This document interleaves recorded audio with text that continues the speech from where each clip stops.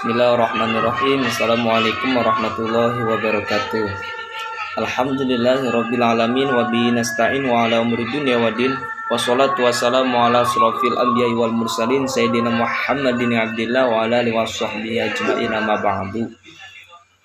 Baik, nama saya Anfalul Kurniansyah, NIM 2112101134, akan menjelaskan materi tentang landasan pengembangan kurikulum. Landasan kurikulum. Landasan adalah sebuah fondasi yang di atasnya dibangun sebuah bangunan. Pikiran-pikiran abstrak yang dijadikan titik tolak ataupun titik berangkat bagi pelaksanaan suatu kegiatan. Istilah kurikulum muncul untuk pertama kalinya dan digunakan dalam bidang olahraga secara etimologi curriculum, yang berasal dari bahasa Yunani yaitu churi yang artinya pelari, dan chur yang berarti tempat berpacu. Jadi istilah kurikulum pada zaman Romawi kuno mengandung pengertian sebagai suatu jarak yang harus ditempuh oleh pelajar dari garis serta sampai garis finish. Pada tahun 1855, istilah kurikulum dipakai dalam bidang pendidikan yang mengandung arti sejumlah mata pelajaran pada perguruan tinggi. Selanjutnya itu ada landasan religius. Landasan religius dalam mengembangkan kurikulum artinya pengembangan dan penerapan kurikulum berdasarkan nilai-nilai ilahiyah, sehingga dengan adanya dasar ini kurikulum diharap dapat membimbing peserta didik untuk pemimpin iman yang kuat, teguh terhadap ajaran agama, berakhlak mulia, dan melengkapinya dengan ilmu pengetahuan yang bermanfaat di dunia dan di akhirat. Selanjutnya itu landasan religius. Ini refleksi relevan dengan tujuan pendidikan nasional sebagaimana yang termaktub dalam Undang-Undang Sistem Pendidikan Nasional Nomor 20 Tahun 2003, yakni pendidikan nasional bertujuan mengembangkan potensi peserta didik agar menjadi manusia yang beriman dan bertakwa kepada Tuhan Yang Maha Esa, berakhlak mulia, berilmu, cakap, kreatif, mandiri, dan menjadi warga negara yang demokratis serta bertanggung jawab. Landasan filosofi. Filsafat memegang peran penting dalam pengembangan kurikulum, sama hal seperti dalam filsafat pendidikan. Di sini dikenal pada berbagai aliran filsafat seperti perennialisme, esensialisme, eksistensialisme, progresisme, dan retrospektivisme. Dalam pengembangan kurikulum pun senantiasa berpijak pada aliran-aliran filsafat tertentu sehingga akan mewarnai berharap konsep dan informatis kurikulum yang dikembangkan. Di bawah ini diuraikan tentang isi dari masing-masing aliran filsafat kegiatan yang berkembang kurikulum. Selanjutnya itu perennialisme lebih menekankan pada keabadian, keidealan benar di keindahan daripada warisan budaya yang dampak sosial tertentu. Pengetahuan dianggap lebih penting dan kurang memperhatikan kegiatan sehari-hari. Pendidikan yang menggunakan Faham ini menekankan pada kebenaran absolut. Nah, kebenaran real yang yang terikat pada tempat dan waktu. Aliran ini lebih berorientasi ke masa lalu. Selanjutnya itu ada esensialisme, menekankan penting pewaris budaya dan pemberian pengetahuan dan keterampilan pada peserta didik agar dapat menjadi anggota masyarakat yang berguna. Matematika, sains, dan mata pelajaran lainnya dianggap sebagai dasar-dasar substansi kurikulum yang berharga untuk hidup di masyarakat. Kehidupan masyarakat dapat ditingkatkan dan diperbaiki dengan pertolongan ilmu pengetahuan, karena peran ilmu pengetahuan bagi masyarakat dan mengembangkan masyarakat menjadi budaya 15 sama halnya dengan perennialisme. Esensialisme juga lebih berorientasi pada masa lalu. Selanjutnya itu eksistensialisme, menekankan pada individu sebagai sumber pengetahuan tentang hidup dan makna. Untuk memahami kehidupan seorang mesti memahami dirinya sendiri.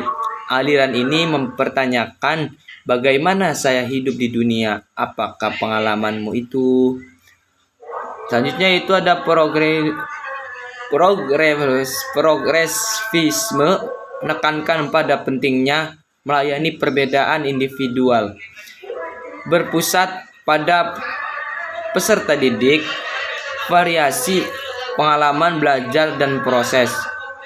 Progresivisme merupakan landasan bagi pengembangan pelajaran peserta didik aktif, konsep yang didasari oleh pengetahuan dan kepercayaan bahwa manusia itu mempunyai kemampuan-kemampuan yang wajar dan dapat menghadapi serta mengamatkan masalah-masalah yang bersifat menekankan ataupun mengancam adanya manusia itu sendiri.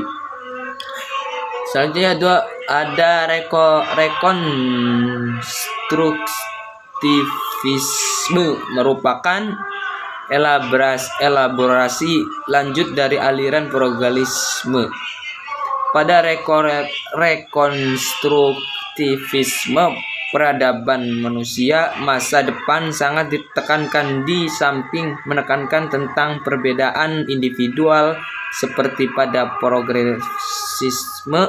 Rekonstruktivisme lebih jauh menekankan tentang pemecahan masalah, berpikir kritis, dan sejenisnya. Aliran ini akan mempertanyakan untuk apa berpikir kritis memecahkan masalah.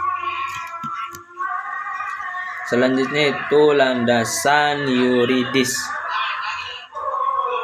Setiap pendidikan formal sudah dipastikan akan dikelok oleh badan hukum sesuai dengan peraturan yang ditetapkan, termasuk kurikulum yang digunakan. Oleh karena itu, pengembangan kurikulum yang dilakukan harus mengacu pada landasan yuridis yang telah ditetapkan 19 dalam pengembangan kurikulum landasan yuridis, yakni berupa aturan yang telah ditetapkan oleh pemerintah, baik berupa peraturan pemerintahan, peraturan materi agama, maupun peraturan materi pendidikan dan kebudayaan yang terkait dengan pendidikan. Mengenai landasan yuridis dalam pengembangan kurikulum dapat dilihat secara rinci pada laporan makalah ini. Selanjutnya itu landasan psikologis. Psikologis adalah ilmu yang mempelajari tingkah laku manusia, sedangkan kurikulum adalah upaya menentukan program pendidikan untuk mengubah perilaku manusia. Oleh karena itu, pengembangan kurikulum harus berdasarkan psikologi sebagai acu dalam menentukan apa dan bagaimana perilaku itu dikembangkan. Seperti perkembangan fisik, intelektual, sosial, dan moral. Perbedaan psikologis dari masing-masing individu dalam kegiatan pengembangan juga menjadi mendasari arah dan isi dalam dalam masing-masing perbedaan. Secara psikologi dari materi ini isi kurikulum yang dikembangkan. Selanjutnya itu landasan sosiologis atau sosial budaya. Perbedaan sosial budaya dalam masyarakat yang berbeda, yang beragama dan bervariasi menjadi pengembangan kurikulum harus disesuaikan dengan kondisi yang ada. Landasan sosial budaya dalam pengembangan kurikulum bertujuan untuk menyesuaikan masing-masing perbedaan baik dari segi sosial maupun dari segi budaya dan kultural yang ada di masyarakat sehingga akan terjadinya keseimbangan dalam kegiatan pembelajaran. Asas sosial mempunyai peran penting dalam mengembangkan kurikulum pendidikan pada masyarakat dan bahasa dan bangsa di muka bumi ini dikarenakan suatu kurikulum prinsipnya mencerminkan kegiatan, cita-cita tertentu dan kebutuhan masyarakat 24 sehingga lembaga pendidikan harus relevan dan masa depan mereka di tengah dinamakan masyarakat dan dunia kerja yaitu 25. Selain harus dikenal dan diwujudkan peserta didik dalam perilaku yang peserta yang dididik pada giliran harus hidup dalam masyarakat itu. Maka masyarakat harus dihadirkan suatu faktor yang harus dipertimbangkan dalam pembinaan dan pengembangan kurikulum. Selanjutnya itu landasan ilmu pengetahuan dan teknologi. Ilmu pengetahuan adalah seperangkat pengetahuan yang disesuaikan secara sistematis yang dihasilkan melalui penelitian ilmiah sedangkan teknologi adalah aplikasi dari ilmu pengetahuan untuk memecahkan masalah-masalah praktis dalam kehidupan. Ilmu pengetahuan dan teknologi pada hakikatnya adalah hasil kebudayaan manusia yang dikembangkan dengan peserta seiring dengan lanjutnya perkembangan masyarakat. Teknologi merupakan aplikasi dari ilmu pengetahuan dan ilmu-ilmu lainnya yang berfungsi untuk memecahkan masalah-masalah praktis. Perkembangan ilmu pengetahuan di dunia ini semakin pesat perkembangan serta arus transformasi ilmu teknologi dan tak mungkin terelakkan lagi.